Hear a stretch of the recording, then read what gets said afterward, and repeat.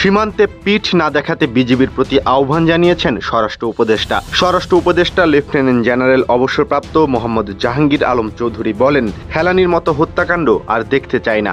সীমান্তে পিঠ প্রদর্শন করবেন না, নিজেদের ওপর অর্পিত দায়িত্ব পালন করুন। শনিবার 7 সেপ্টেম্বর সকালে বিজিবির সদর দপ্তর রাজধানীর পিলখানায় সীমান্ত সম্মেলন কেন্দ্রে বিজিবির ঊর্ধ্বতন কর্মকর্তাদের উদ্দেশ্যে বক্তৃতাকালে তিনি এসব কথা বলেন।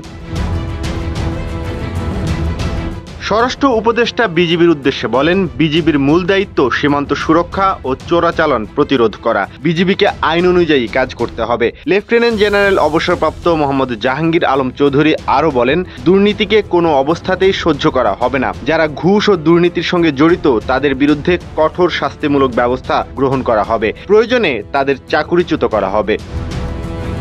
কেউ না বুঝলেও আমরা আপনার প্রয়োজন বুঝি, আর তাই তো অত্যাধুনিক ফিচার সম্বলিত বিভিন্ন সাইজ আর কালারের 250-টিরও বেশি ডিজাইন অপশন নিয়ে ওয়ালটন স্মার্ট ফ্রিজ বোঝে আপনার প্রয়োজন।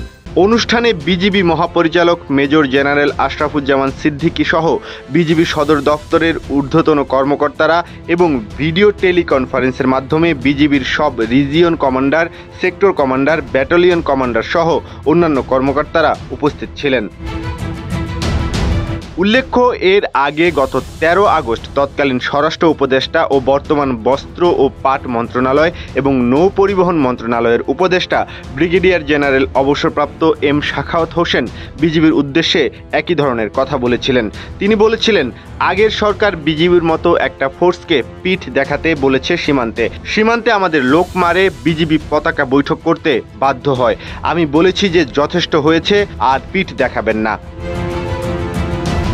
উল্লেখ্য, বিগত 2011 সালের 7 জানুয়ারি ভোরে কুড়িগ্রামের ফুলবাড়ী উপজেলার অনন্তপুর সীমান্তে কাঁটাতারের বেড়া পার হয়ে ভারত থেকে দেশে ফেরার সময় 14 বছর বয়সী কিশোরী ফেলানিকে পাখির মতো গুলি করে হত্যা করেছিল বিএসএফ সদস্য অমিয় ঘোষ।